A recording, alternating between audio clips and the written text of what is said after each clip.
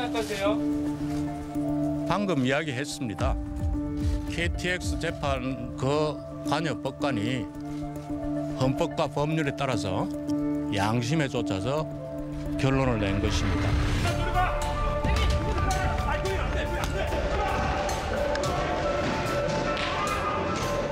4,473일에 이 시간대 어떻게 책임지실 겁니까? 청와대와 교감을 안 못하는 것이 참 이상하죠. 뭔가 만나면은 그냥 덕담을 하고 뭐 이렇게 뭐 좋은 이야기로 분위기를 만들어야죠.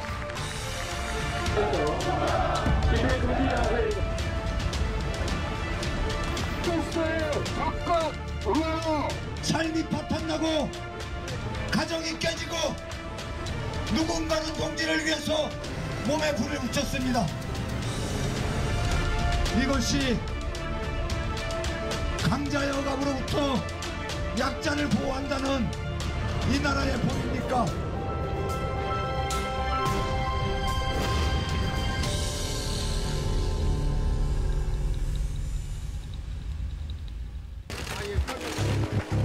지난 5월 KTX 해고 승무원들이 대법원을 찾았습니다. 지금 뭐 하시는 거예요 지금? 왜 이러세요?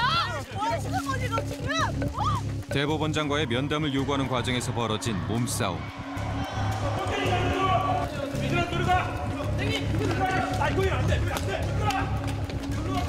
승무원들의 분노에 찬 발걸음에 법원 안이 발칵 뒤집어졌습니다.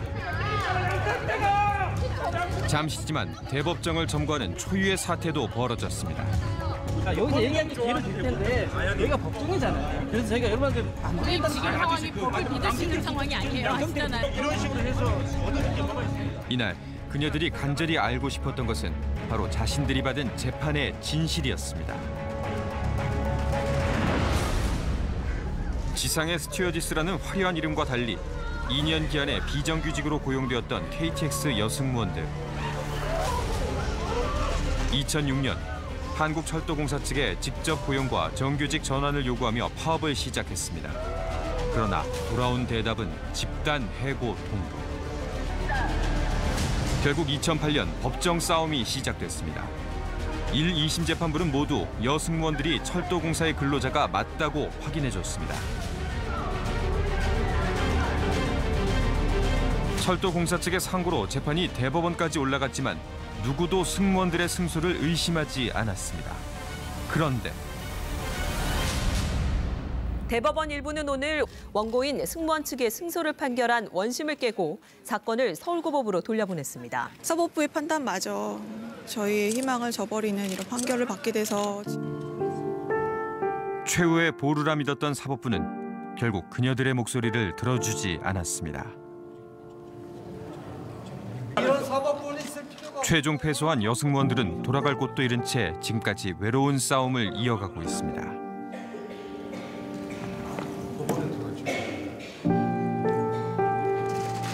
(3년이라는) 시간이 흘렀지만 승무원들은 아직도 대법원의 판결을 납득하기 힘들다고 했습니다. 그런데 판결이 내려진 양승태 대법원장 시절 법원이 재판을 두고 청와대와 거래를 시도했다는 충격적인 정황이 최근 드러났습니다. 지난 5월 특별조사단이 발표한 사법행정권 남용 의혹 진상조사에서 사법부가 대통령과 청와대에 협조적인 판결을 해왔다고 적힌 문건이 확인된 겁니다.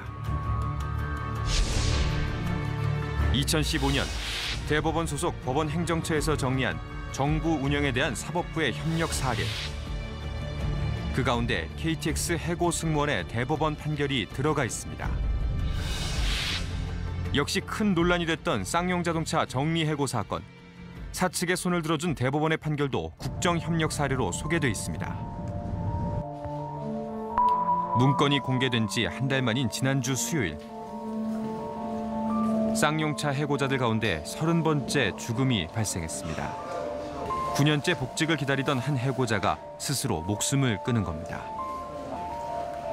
고 김주중 씨. 그는 두 아들의 아버지였습니다. 투잡을 해요. 그러니까 어떨 때는 밤 12시에 나가서 아침 6시까지 일하고 잠시 쉬었다가 낮에 또 막노동을 하고 술도 마시지 않고 상당히 성실하게 가정을 지키기 위해서 성실하게 일했다. 최근까지.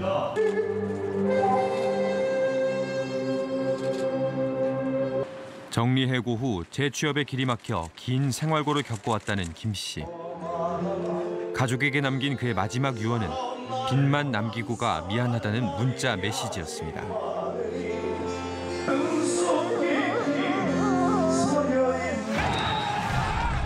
지난 2009년 대규모 구조조정이 이루어졌던 쌍용차 사태.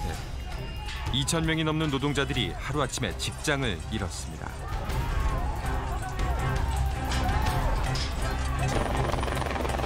회사는 대화를 거부했고 정부는 사태 해결을 외면했습니다. 정리해고에 맞선 현장에는 대규모 공권력이 투입됐습니다. 경찰 특공대의 강제 진압이 이뤄졌던 날 그곳에 고 김주중 씨도 있었습니다. 해고 노동자들이 신락 같은 희망을 안고 마지막으로 향한 곳이 바로 법원이었습니다. 해고 무효 소송에 대해 고등법원은 해고자들의 손을 들어줬습니다. 그러나 대법원은 사측의 손을 들어줬습니다. 선고 전부터 판결이 이미 정해진 듯한 의심스러운 정황도 있었다고 합니다. 2014년 2월 달에 고등법원이 선고가 됐는데 대법원이 2014년 11월 13일 날 9개월 만에 파기환송했습니다. 그런데 보통 심리불속행 사건이 아닌 사건, 그리고 그것도 고등 2심 판결을 뒤집는 사건은 이렇게 초고속으로 선고하는 경우는 굉장히 드물거든요. 아마 지금까지도 없었고 앞으로도 찾기 힘들 겁니다. 굉장히 드문데, 그래서 저희가 의심하기로는 이 고등법원 판결이 선고되면서부터 파기하기로 거의 생각하고 사실은 준비하고 이렇게 한 것이 아닌가. 대법원의 판단이 오롯이 법과 양심에 따른 것이었는지 의심스러운 지금. 남은 동료들은 사법부를 향해 그 책임을 묻고 싶습니다. 그런 거 있잖아요. 피가 거꾸로 치솟는다. 뭐 이런 겁니다. 왜냐면 우리가 대법 그 파기환송 후에 4명의 동료와 가족을 또 떠나보냈어요. 동료와 가족들의 죽음과 맞바꾼 거잖아요. 6년을 힘들게 싸워왔고 버텨왔던, 하루하루 버텨왔던 노동자들에게 가슴에 좀 대못을 박는 이런 판결을 대법원이 했죠. 재판 뒷글에 대법원을 규탄한다.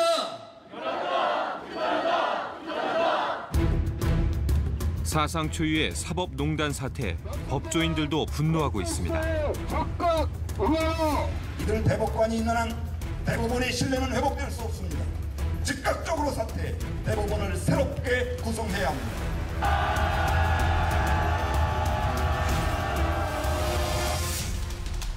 사법부의 심장.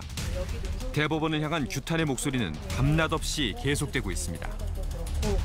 대법원 판결을 하나 잘못 내리면 우리 수많은 노동자들이 직장을 잃고 목숨까지 잃는 일들이 생기는 거 아닙니까?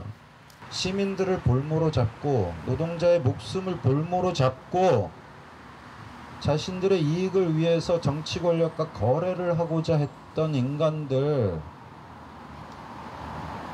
정의를 이야기할 자격이 없고 사법부 독립을 말할 자격이 없는 사람들입니다.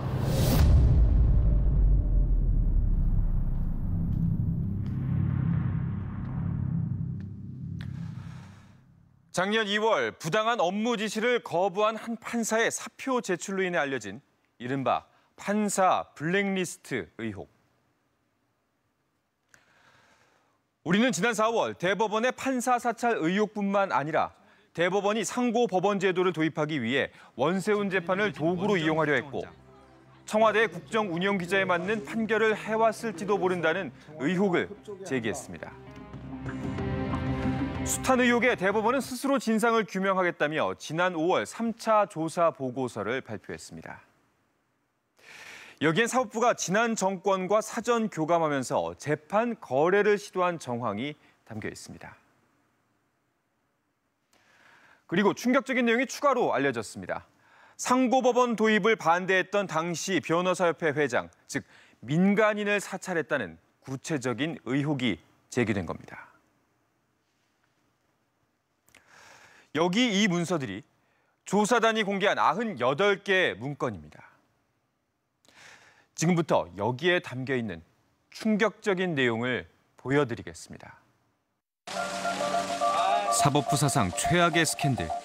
그 중심에 양승태 전 대법원장이 있습니다.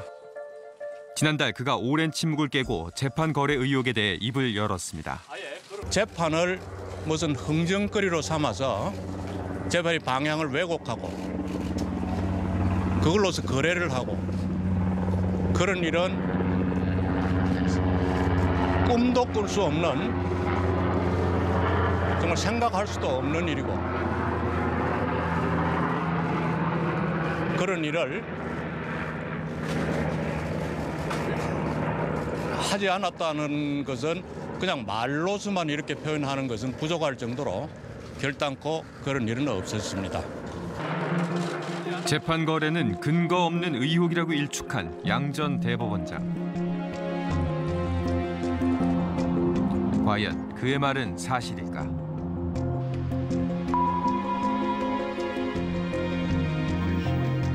아흔다섯 살의 이춘식 할아버지.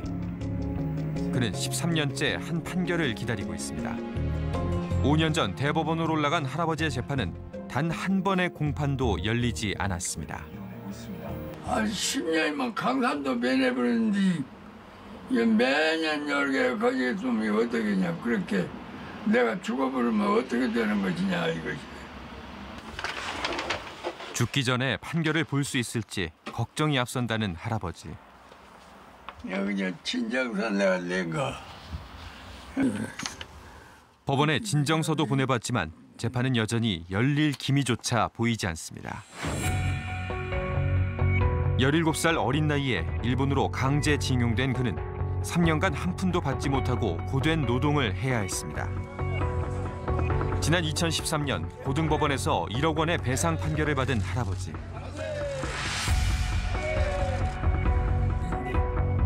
하지만 대법원에선 어찌된 일인지 5년이 지나도록 확정 판결을 내리지 않고 있습니다.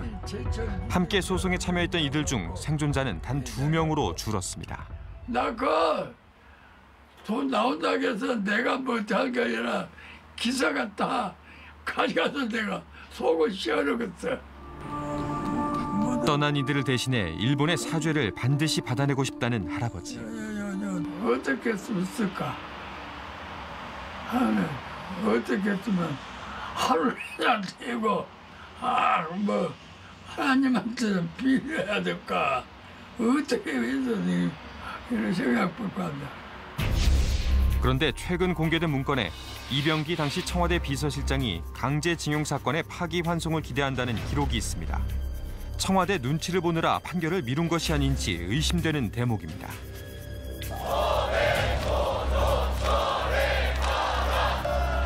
재판 거래가 의심되는 정황은 또 있습니다.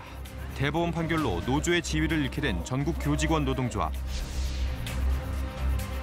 그런데 대법원의 선고가 있기 6개월 전 법원 행정처에서 전교조 판결의 방향과 시점을 놓고 득실을 검토한 사실이 확인됐습니다. 상고법원의 입법을 위해 청와대 협조가 절실한데 전교조가 노조가 아니라는 고용노동부 측 손을 들어주면 양측의 윈윈이 될 것이라는 내용입니다. 재판을 두고 자신들의 이해득실을 따진 법원 행정처의 태도. 문건을 접한 이들은 참담함을 금치 못합니다. 청와대의 눈치 보기다, 정치 권력의 시녀의 역할을 하는 거다, 판사들이 이런 이제 얘기들을 많이 했었어요. 근데 그런 얘기를 하면서도 사실은 뭔가 법리적인 판단이겠지라는 믿음을 좀 갖고 싶었어요. 저희가 비판은 그렇게 했지만 그런데 저희가 그렇게 얘기했던 게 현실로 드러나서 너무너무 기가 막혔고요. 행정처에서 작성한 98개의 문건 속 재판 거래가 의심되는 사건은 20개가 넘습니다. 하나같이 판결 당시에도 논란이 됐던 것들입니다. 제가 변호사였을 때 특히 양승태 대법원장이 들어온 뒤로 참 이상하다고 생각했던 경우들이 많았어요. 특히 이제 원세훈 관련된 국정원 대선 개입 사건 같은 경우라든지, 쌍용 자동차라든지, 콜트콜텍 관련된 사건이라든지, 통상임금 관련된 사건, 왜 이렇게 결론이 나지? 대법원이 왜 저렇게 좀 이렇게 이치 않다는 소리를 하지? 라는 느낌을 받았던 판결들이 있단 말이에요. 그런데 그 판결의 석연치 않음이 아, 이래서 그랬나? 라는 느낌이 드는 거죠. 그 문건을 보자마자. 현직 판사들은 문건을 작성한 곳이 법원 행정처라는 점이 의혹을 더 부추긴다고 지적합니다. 법원 사무기구에 관한 규칙에 법원 행정처 권한이 쫙 나열돼 있거든요. 거기 재판과 관련된 글자는 하나도 없어요. 그냥 행정만 하는 거예요. 판사 인사, 예산 이런 것만 하는 데거든요. 근데 갑자기 얘네들이 어느 날부터 판결에 대해서 이게 이렇게 됐네 저렇게 됐네 계산을 하고 있는 거예요. 그거 자체가 사실은 판사들이 보기엔 뜨악한 거지. 이게 뭐냐. 법원 행정처가 그런 문건을 만들었다면 적어도 이거 재판골에 있었다는 거 아니야? 라고 의심하게 되는 게 합리적인 거죠. 그러니까 쓸데없는 트집이 아닌 거죠. 법원 행정처는 대법원장을 보좌하는 법원 내 조직, 사법행정을 전담하며 전국 법원에 막강한 영향력을 행사하는 곳입니다. 담당 재판부가 아닌 행정처에서 왜 재판을 검토한 것일까? 특히 눈에 띄는 것은 원세훈 전 국정원장 사건입니다. 재판이 진행되는 과정에서 법원 행정처가 작성한 문건은 공개된 것만 13건. 행정처는 이 문건으로 무엇을 하려 한 것일까? 지난 2012년 18대 대선 과정에서 불거진 국정원 댓글 개입 사건. 그 책임자로 원세훈 전 국정원장이 재판에 넘겨졌습니다. 정치 개입은 했지만 선거법 위반은 아니라는 1심의 판단은 당시 많은 논란을 낳기도 했습니다. 그 공직선거법 위반과 관련해가지고는 그 무죄로 해주신 데서는 아주 저는 모른 판단해 주셨다고 제가 감사히 생각하고 있고. 1심 선고가 내려지기 전부터 행정처는 발빠르게 움직였습니다. 공판이 진행되는 과정에서부터 재판부의 동향을 파악하고 검찰의 공소장이 변경될 때마다 법리 검토에 나섰습니다. 항소심 선고 하루 전에는 1심의 무죄 판결에 대해 청와대가 감사 의사를 전달했다는 기록도 있습니다. 항소심에서 유죄로 바뀔 경우 청와대와의 신뢰관계 회복을 위한 다양한 방안도 강구했습니다. 그중엔 대법원에서 판결을 바로잡을 것이라는 언급도 있었습니다. 뿐만 아니라 항소심 유죄 선고 직후 청와대 측이 오해하지 않도록 사법부에 진의를 전달하기로 계획합니다. 그리고 다음 날 행정처의 우려대로 2심 재판부는 원 전 국정원장에 대해 선거법 위반 유죄 선고를 내립니다. 대법원에서 최선을 다해서 결과를 저희들 입장에서는 이제 바로 잡으려고 노력을 해야겠죠. 우병우 당시 청와대 민정수석은 사법부에 큰 불만을 표시하며 이 재판을 대법원 전원합의체에서 다뤄줄 것을 희망했다고 합니다. 대법원의 판단이 중요해진 만큼 행정처는 청와대와의 관계에서 사법부가 주도권을 쥘 욕심을 내기도 합니다. 부탁드립니다. 박근혜 대통령은 사퇴하라! 당시는 박근혜 대통령의 당선 무효 소송이 진행되고 있던 상황.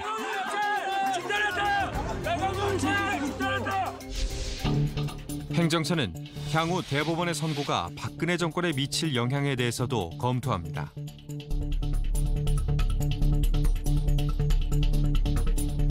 해당 문건은 2심의 증거 조사와 판단에 한계가 있었다고 지적하며 대법원 재판의 핵심 쟁점 역시 증거 능력 인정 여부가 될 것이라고 분석합니다. 그리고 이 문건은 원 전 국정원장의 사건이 대법원에 접수되기도 전에 대법원 재판연구관에게 전달됩니다. 그런 문건들을 단순히 아이디어 차원으로만 했다고 하면 재판연구관에게 그걸 전달할 이유가 없는 것이죠. 법원행정처라는 조직을 재판연구관들은 별개의 어떤 행정 담당 기구로 보질 않고 있습니다. 법원행정처에서 어떤 문건이 전달됐다고 하면 아, 이것은 대법원장님의 뜻이구나 라고 생각을 하고서 받아들인다는 겁니다. 대법원장의 수족으로 통하는 행정처의 말과 행동은 곧 대법원장의 의중으로 읽힐 수밖에 없다는 겁니다. 그리고 5개월 후 열린 원세훈 사건에 대한 대법원 선고 기일. 주문 원심 판결을 파기하고 사건을 서울고등법원에 환송한다. 이 판결에는 관여법관 전원의 견해가 일치하였습니다. 13명의 대법관이 만장일치로 내린 결정. 재판 연구관에게 전달된 문건이 재판에 실제로 어떤 영향을 주었는지는 확인하기 어렵습니다. 다만 행정처가 작성한 내용처럼 전원합의체 재판부에서 파일의 증거 능력을 이유로 2심의 선고를 되돌려놓는 판결이 내려졌습니다. 한 전직 고위법관은 이것이 무리한 판결이었다고 지적합니다. 아무도 소수 의견이 없고 다툼도 없고 새로운 법리도 없고 그럴 땐 전원합의체를 할 이유는 없거든요. 국가적으로 중대한 사건이라는 건데 그 판결이 국가적으로 왜 중요한지를 품고 있지 않잖아요.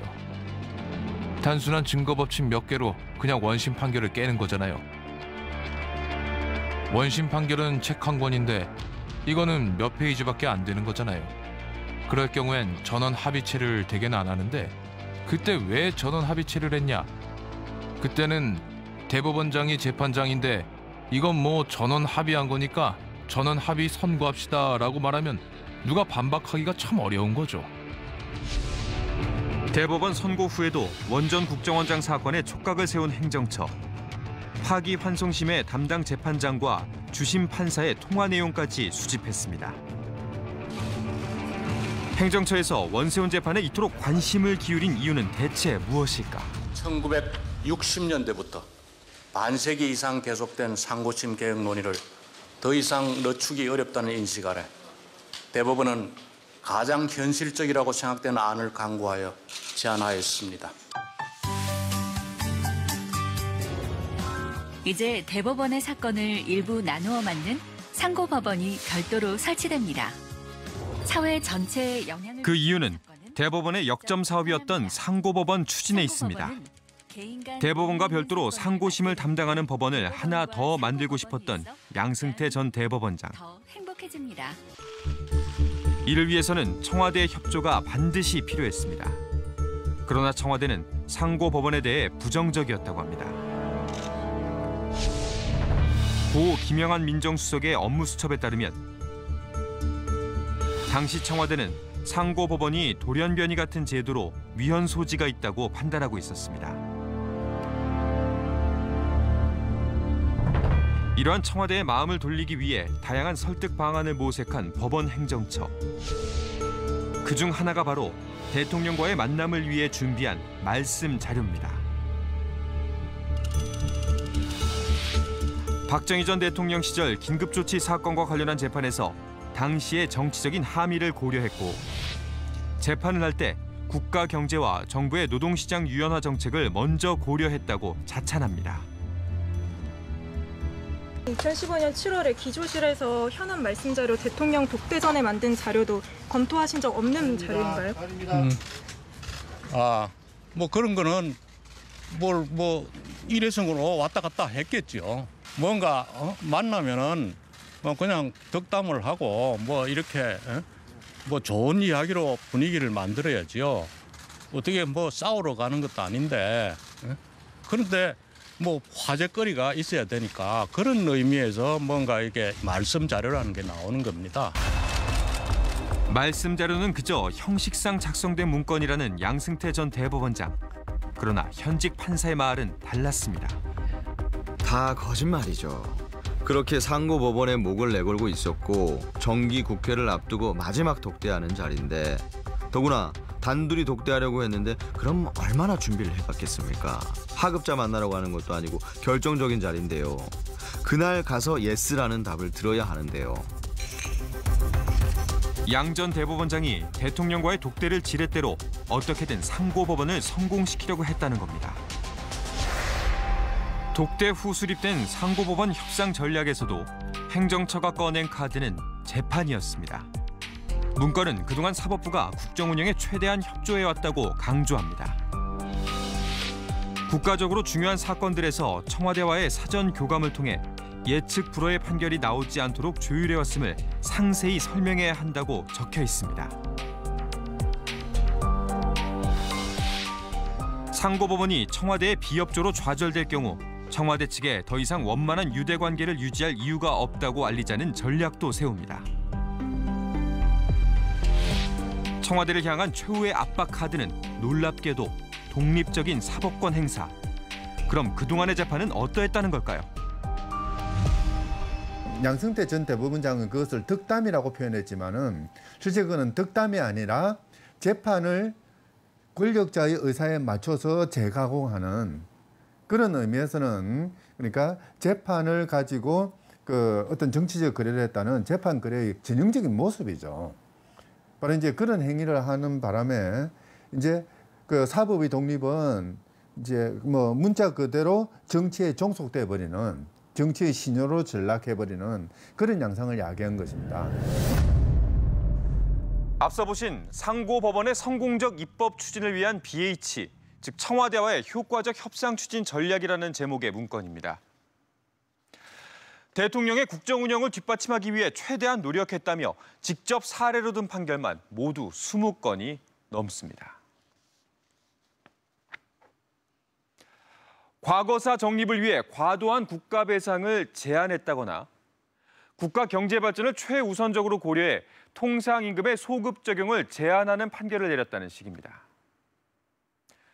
노동시장의 유연성 확보를 위한 노력의 일환으로 쌍용 자동차 등 노동자의 정리해고가 유효하다는 판결을 거론하기도 했습니다. 여러분은 어떻게 생각하십니까? 상고법원 제도가 아무리 역점 사업이었다고는 해도 사법부 독립이라는 가장 본질적이고 중요한 가치를 대법원 스스로가 훼손해가면서까지 왜 이토록 무리하게 추진하려 했을까요?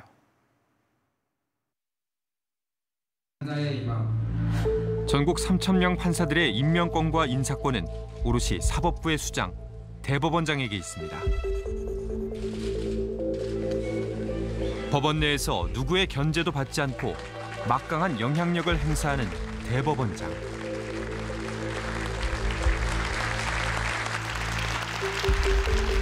양승태 전 대법원장은 재임 시절 사법부를 어떻게 이끌었을까? 어떤 하나의 소왕국의 왕이었던 거잖아요. 왕은 제국을 원하잖아요. 상징적인 걸 하나를 얘기하자면 양승태 대법원장이 있을 때 저희가 한마음체육대회란 걸 했어요. 전국의 판사들, 전국의 법원 직원 중에 대표를 뽑는 거예요. 대표들이 한 자리에 모여요. 예를 들면 체육관 같은 데 모이는 거죠. 그래서 관중석을 채우는 거예요. 양승태 대법원장이 딱 등장하는 거죠. 그럼 한 바퀴 도는 거예요. 그러면 자기 앞을 지나갈 때마다 해당되는 관중석에 있는 판사 대표와 직원 대표들이 카드 섹션도 하고 비둘기를 날리기도 하고 그 지역의 특산물을 가져와서 먹여드리기도 하고 노래도 부르고 개사에서 용비어 청가도 부르고. 양 전 대법원장이 만든 체육대회. 전국 법원에서 수천 명의 직원이 모인 이 자리는 곧 충성 경쟁의 장이었다고 합니다. 여판사님이 그대로 복장 같은 거 있잖고, 그리고 뭐 머리에 이렇게 좀 가발 쓰고 그래가지고 그 나레이터 모들이 이제 그거 하고 남자 판사가 웨이터 복장을 하고 나왔습니다. 그래가지고 대법원장님이 오니까 몸에 좋으신 거라고 하면서 무슨 음료를 준비했다고 거기에 이제 뭐 사랑을 담았네 뭘 담았네 어쩌고저쩌고 막 그렇게 이야기하면서 우리는 더 당신을 수상한다? 그런 느낌을 주기 위해서 굉장히 딱 뜨거운 플래카드들이 많이 펼쳐졌어요. 아예 이렇게 목마를 태우고 다니면서 양승태를 연호하면서 일종의 사이비 종교 집단 같은 그런 분위기. 다양한 행사를 열며 소통을 강조했다는 양 전 대법원장. 그러나 일선 판사들에겐 그가 말한 소통의 의미가 전혀 다르게 다가왔다고 합니다. 캐치프레이로 했었어요. 소통하는 법원. 그때 당시에도 굉장히 의아했거든요. 왜냐하면 뭐 소통이 된다고 생각 안 했기 때문에. 근데 그 소통이라는 단어를 지휘계통 확립이라는 단어로 변경하면 이해가 돼요. 지휘계통이 확립된 법원을 원했던 것 같아요. 그런 소통하는 법원. 자기의 뜻이 제일 말단 직원까지 다 전달될 수 있는 그런 법원. 그는 판사들과 만나는 자리가 있을 때마다 자신이 생각하는 바람직한 판사 사항을 강조했다고 합니다.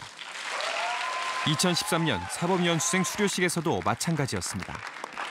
새로운 법조인이 탄생하였습니다. 법조인의 역할과 사명에 대해서 다시금 되새겨보아야 하겠습니다. 그가 판사들의 롤모델로 소개한 19세기 미국의 로완 중위. 상사의 지시에 아무것도 묻지 않고 주어진 임무에 충실했던 인물입니다. 그런 인물은 사실은 재판을 담당하는 판사에게는 안 어울립니다. 재판을 담당하는 판사는 주어진 임무가 무엇인지 관계없이 윗사람이 무슨 지시를 하든지 관계없이 오로지 자신의 소신으로 양심에 따라 재판을 해야 되는 것이거든요.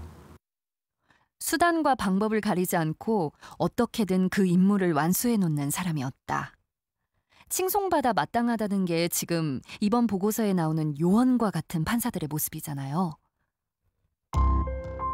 양승태 대법원장 시절 수십 건의 재판 거래 의혹 문건을 작성한 양승태의 로완 중위들. 그들이 한 일은 법원 내 최고 엘리트로 불리는 행정처 판사들이 했다고는 믿기 어려울 정도입니다.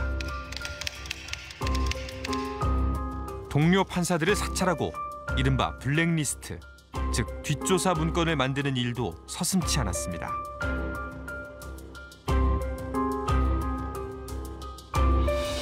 특히 사법행정의 비판적인 판사들이 표적이 됐습니다.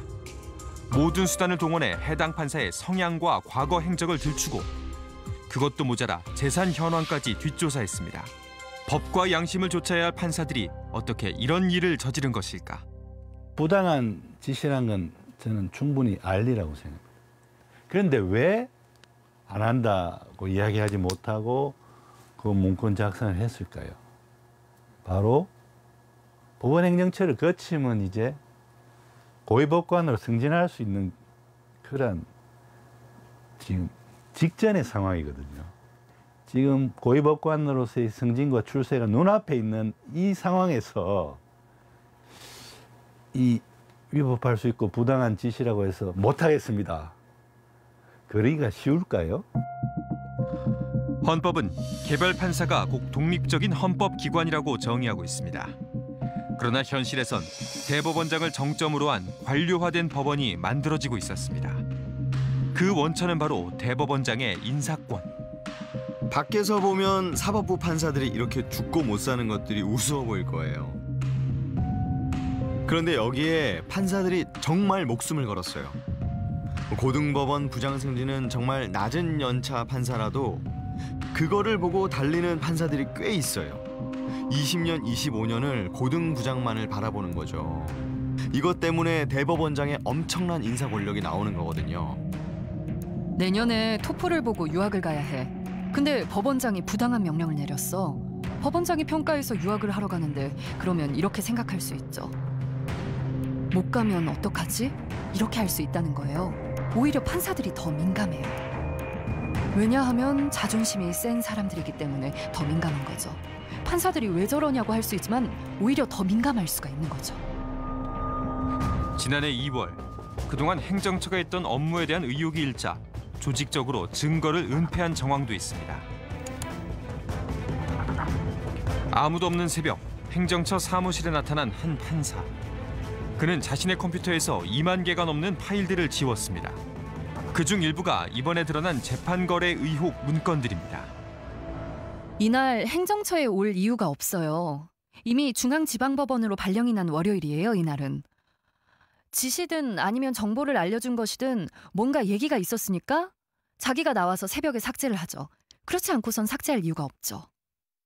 조직적으로 증거 인멸하고 조직적으로 말 맞추고 1차 조사부터 2차 조사까지 이 사람들이 조사 자체를 엄청 방해했죠. 원세훈 전 국정원장 재판 동향을 파악한 문건이 발견됐을 때 해당 문건을 작성한 적도 본 적도 없고 행정처가 사용하는 양식도 아니라고 했던 또 다른 판사. 그러나 얼마 전 세 번째로 이뤄진 법원의 진상조사에서 자신이 작성했음을 시인했습니다.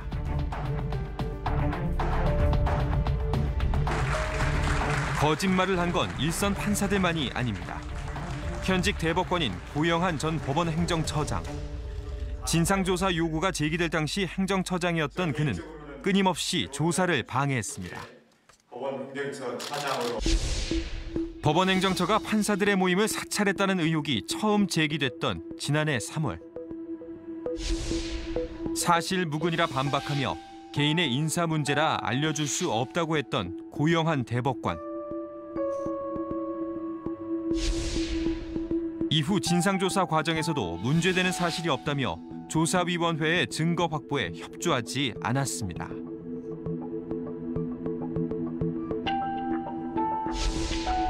그러나 조사가 거듭되면서 그의 말은 거짓으로 밝혀졌습니다. 판사들의 뒷조사도 특정 연구회에 대한 견제 조치도 실제로 이뤄진 겁니다.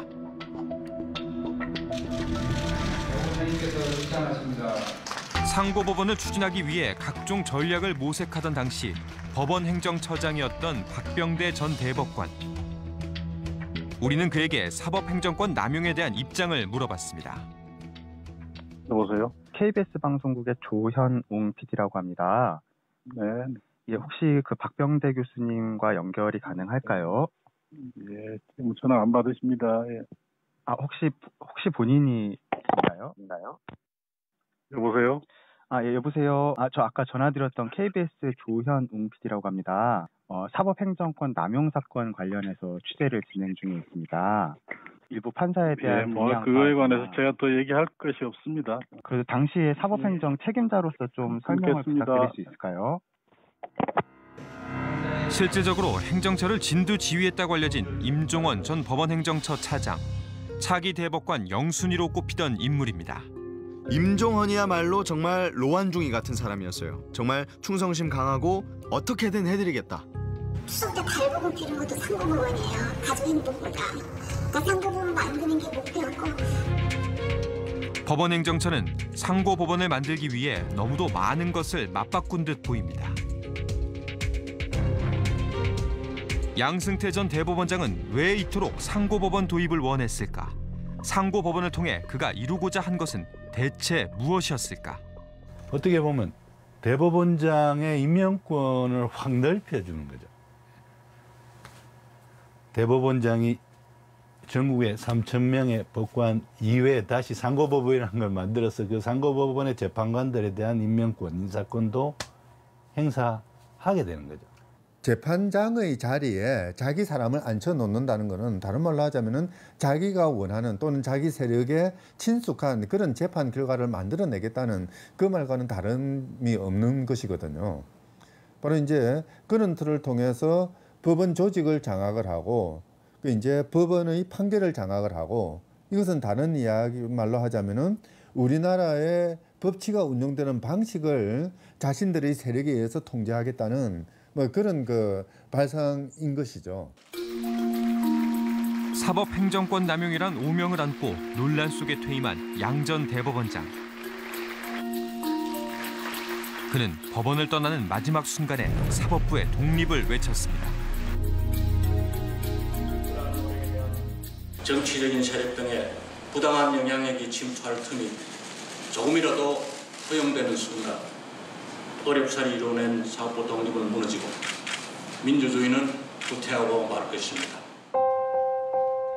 그러나 정작 그의 재임 기간 동안 법관의 독립은 보장되지 않았다고 판사들은 말합니다. 양승태 대법원장이 했던 기억에 남는 표현 중에 하나가 튀는 판결 하지 말라고, 자기 이름 팔지 말라고. 자기가 주목받고 싶어서 튀는 판결을 한다고 양승태 대법원장이 생각했기 때문에 매명하지 말라고 그렇게 비난을 한 거예요. 사법부가 난데 사법부 3,000명이 양승태처럼 움직여야지 나처럼 되어야 한다는 거거든요. 3,000명이. 지난 2012년 갑작스럽게 법원을 떠나야 했던 서기호 판사. 10년마다 찾아오는 판사 재임용에서 탈락한 겁니다. 법원의 공식적인 재임용 탈락 사유는 인사평정 점수. 그러나 동료 판사들은 서 판사의 재임용 탈락이 이명박 당시 대통령을 풍자한 글 때문이라고 믿고 있습니다. 그의 재임용 탈락은 사법 역사를 통틀어 4번째로 꼽히는 일이었습니다. 저 역시도 그때 당시에 그런 일로 이제 판사 법복을 벗게 한다는 건 상상도 못했고요. 그때 재임용 심사 기간이긴 했지만 별 문제 없을 거라고 저는 생각을 했는데 그것을 그대로 실행하는 걸 보면서 저도 이거 보통 사건이 아니다. 그렇기 때문에 제가 그냥 사직서를 내고 조용히 나오지 않고 일부러 법원 내부 게시판에 그 낱낱이 공개를 다 했습니다. 양승태 대법원장이 법원을 장악했던 방법 중에 하나가 서기호 판사를 자른 거예요. 2012년에 대법원장 되자마자 6개월 만에 엄청나게 큰 칼을 한번 썼잖아요. 굉장히 쇼크를 받았죠. 판사들이 어떻게 저 사람을 자를 수 있냐. 서기호도 자르고 한마음체육대회하고 매명하지 말라고 하고. 계속 이게 한두 번으로 끝난 게 아니라 계속해서 사인을 줬거든요. 끝없이. 서기호 판사 재임용 탈락을 계기로 판사 사회는 급격히 얼어붙었다고 합니다. 재판을 할 때도 대법원장의 눈치를 봐야 할 정도. 대법원의 판결에 반하는 경우 튀는 판결이라고 규정했기 때문입니다. 그 대표적인 예는 박정희 정권의 긴급조치 사건입니다. 대법원은 긴급조치의 피해는 인정하지만 국가 배상 책임은 없다는 새 판례를 내놓았습니다. 그런데 하급심의 한 판사가 국가 배상을 인정하는 판결을 내리자 매우 부적절한 행동이라며 징계를 검토한 겁니다. 그 법관의 긴급조치와 관련한 헌법 법률의 해석과 양심은 다를 수 있잖아요. 대법관들이 그것과 대법원 판례와 다른 판결을 내렸다고 해서 그 판결의 내용을 문제 삼아서 그 법관을 징계하려 했다면 그 징계가 안 이루어졌더라도 그 징계의 시도 자체가 저는 법관의 독립을 침해하는 반헌법적인 그러한 위헌적 조치라는 겁니다. 양승태 전 대법원장에게 헌법이 규정한 법관의 독립은 어떤 의미였을까? 그가 구현하고자 했던 사법부의 모습은 과연 무엇이었을까?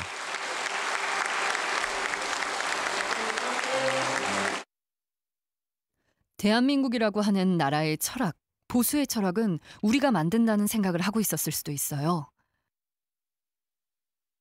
그러면 어떻게 해야 할 것인가? 그러면 이 법원도 행정과 법원 이런 모든 것이 다 톱니바퀴처럼 잘 맞물려서 돌아가야 한다고 생각했을 수도 있고, 그렇다면 법원은 어떻게 만들어야 할 것인가? 법원이라고 하는데도 국정 철학, 자기가 말한 철학을 실현하는 도구가 돼야 하는데 거기서 자꾸 튀는 판결하고 이런 사람이 있으면 안 되죠. 그 이전에 있었던 그 진보 정권, 그러니까 김대중 노무현 정권의 10년을 잃어버린 10년이라고 규정하고, 이런 과정 속에서 양승태 대법원장이 법원 내부에 어떤 자기 세력을 마련하겠다는 것, 이건 어떤 의미에서는 법원 내부의 보수 세력의 진지를 구축하고 이것이 영구히 지속될 수 있도록, 그리고 그 진지를 통해서 보수적인 세력이나 또는 보수적인 정치 권력이 법원을 지배할 수 있는 이런 틀을 만들겠다는 그런 거시적인 업무가 있지 않았나 싶은 생각도 들기도 합니다. 외부로부터 법원을 보호해야 할 대법원장. 그러나 정작 그 막강한 힘은 법원 내부를 통제하는 데 사용된 것으로 보입니다. 이번에 공개된 이른바 승포판 관련 문서입니다. 승진을 포기한 판사들이 튀는 판결을 하지 않도록 별도로 관리하려 했던 흔적이 엿보입니다.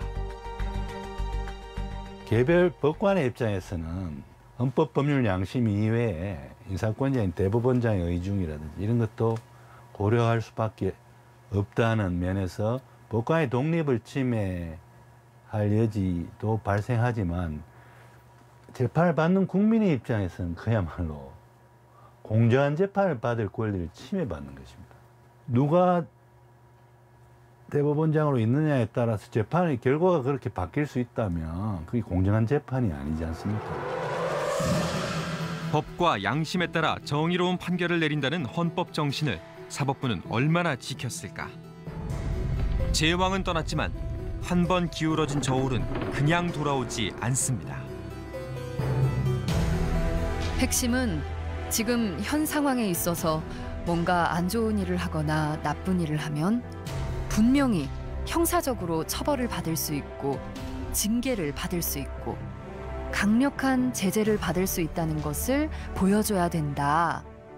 그래서 어느 순간 나중에 다시 양승태 같은 사람이 나타난다 하더라도 예전에 그 말을 그대로 믿고 했다가 나중에 감옥 갔대, 징계받았대.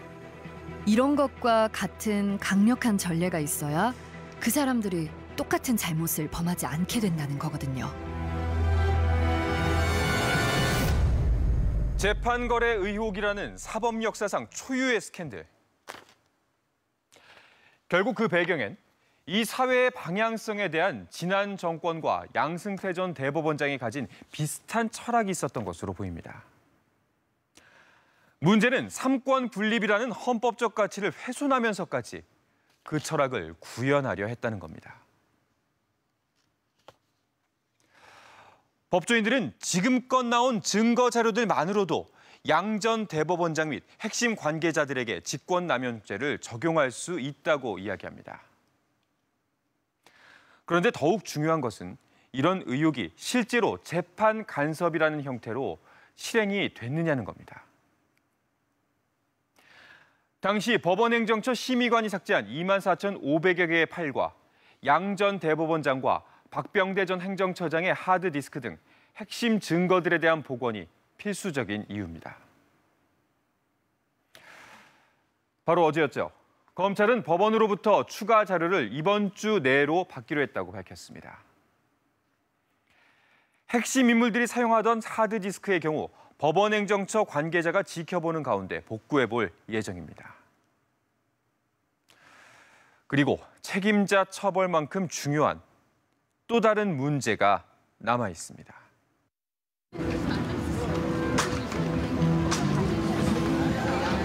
돌아갈 곳이 눈앞에 있지만 갈 수 없습니다. 4,500일이란 시간 동안 복직을 위해 싸우고 있는 KTX 해고 승무원들. 20대 사회초년생은 어느덧 아이의 엄마가 됐습니다. 얼마 전 대법원은 보도자료를 냈죠. KTX 해고 승무원 사건이 조작된 것이 아니라 집단 지성의 힘을 모아서 머리를 맞대고 심혈을 기울여서 낸 판결이었다. 그딴 판결 내렸으면 나가 뒤져야지. 맨날 이런 말을 정말 가슴속에 담고 삽니다. 지금 논란이 되고 있는 판결에 대해 양승태 전 대법원장은 어떤 입장일까?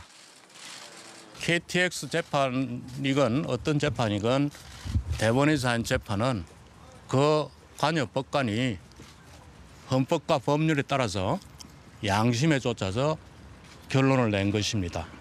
그것을 가지고 자꾸 견강부회를 시켜서 뭔가 판결이 잘못됐다고 이렇게 말하는 것은 정말 나라를 위해서 정말 그렇게 해서는 안 됩니다.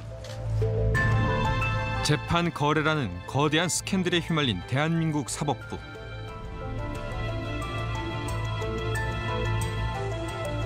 그러나 사법행정권 남용을 조사한 특별조사단은 재판 거래는 없었다는 입장입니다. 재판 거래와 관련해서 아무리 타락한 법관이라 하더라도 재판을 거래 대상으로 삼는다는 것은 상상할 수 없습니다. 대법원은 의심조차 받아서는 안 돼요. 근데 지금 나와 있는 거는 충분히 의심할 만한 내용들이에요. 근데 그럼에도 불구하고 그거를 애써 무시하고 근거 없는 거라고만 말하시면 국민들은 정말 납득하기 어렵고 아까 말한 것처럼 그런 불신이 한번 시작되면 되찾기가 굉장히 어렵거든요. 현직 판사들조차 대법원을 믿을 수 없다고 나섰습니다. 지난달 11일 열린 전국 법관 대표회의. 더 이상 법원의 손에 진상조사를 맡길 수 없다며 검찰 수사에 대한 협조를 결의했습니다. 우리는 이번 사법행정권 남용 사태에 대하여 형사 절차를 포함하는 성역 없는 진상조사와 철저한 책임 추궁이 필요하다는 데 뜻을 같이 한다. 세 차례에 걸친 대법원 자체 조사에도 커지기만 한 의혹. 결국 검찰의 칼이 사법부의 심장을 겨누게 됐습니다. 대법원이 공개한 문건들이 그냥 심심해서 낙서를 한 게 아니잖아요. 분명히 어떤 의도를 가지고 누구에게 보고를 하고 그 보고를 통해서 뭔가를 얻으려고 작성된 문건들이란 말이죠. 도대체 지난 5년간 대법원과 BH에서는 재판을 두고 어떠한 음험한 거래가 있었는지 실체적 진실을 규명하는 게 가장 첫 번째인 것 같아요. 그리고 그 규명된 실체적 진실을 토대로 죄가 있는 사람은 죄를 주고 피해를 본 사람들은 보상을 해주고 그런 절차를 밟아 나가야겠죠. 올해로 12년째 자신들의 해고가 부당하다며 긴 싸움을 이어가고 있는 콜트콜텍 노동자들. 이들은 2심을 뒤집고 해고의 정당성을 인정한 대법원의 판결이 과연 공정한 것이었는지 묻고 싶어 합니다. 그동안 그 잘못된 판결로 인해서 이 거래된 재판으로 인해서 죽어간 사람이 있는 거잖아요. 피해를 본 사람이 있는 거고 그 잘못된 판결로 인해서 십수년을 길거리에서 농성을 하는 사람이 있는 거고 이런 사람들은 어떻게 할 거냐 그러면은 대한민국 최고 권력이 거래하려 했던 것은 바로 힘없는 국민의 삶이었습니다. 이번 사법농단의 가장 큰 피해자는 그 누구보다 국민입니다. 지금 피해자들의 문제는 어떻게 할 거냐, 사법부 제도적인 문제는 국가 차원에서 고쳐나가면 되는데 개개인의 피해 입은 문제는 어떻게 할 거냐, 그 문제에 대해 너무 얘기들을 안 하더라고요. 사법부에서 대책이 없는 문제거든요, 이것은. 그런데 사법부에서 이미 판결이 나와 있는데 우리 스스로 다시 재판하겠다? 이것에 대해 해결책을 정치권에서 논해줘야 하는데 정치권은 아무것도 안 하고 있잖아요, 지금. 가장 좋기는 국회가 이 사건의 어떤 그 진상 규명을 위한 사회적 조사위원회를 만든다든지 특검을 구성한다든지 하는 그런 법을 만들면서 동시에 이 그 피해자들에 대한 구제 절차들을 별도로 규정하는 뭐 그런 방식이 고려될 수 있을 것이고요. 재판을 협상의 도구로 활용하려 했다는 것은 인정하지만 재판 거래는 없었다는 것이 3차 조사단의 공식적인 입장입니다. 여러분은 어떻게 생각하십니까? 결국 공은 검찰로 넘어갔습니다. 사법부에 대한 신뢰가 추락할 대로 추락한 지금, 어쩌면 우리는 소중한 기회를 맞은 건지도 모릅니다. 정치 권력에 흔들리지 않는 사법부, 법관의 독립과 공정한 재판을 보장하는 사법부로 다시 태어날 기회 말입니다. 아직은 갈 길이 멉니다. 오랜 진통 끝에 이제 막 개혁의 출발선에 선 사법부의 행보를 추정 60분이 끝까지 지켜보겠습니다.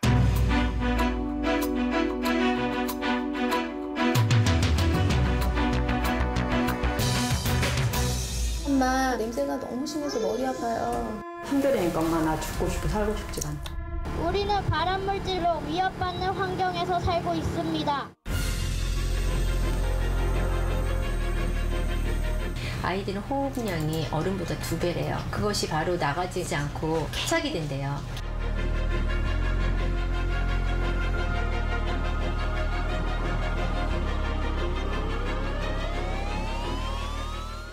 서울시 서초구 석촌에도 210년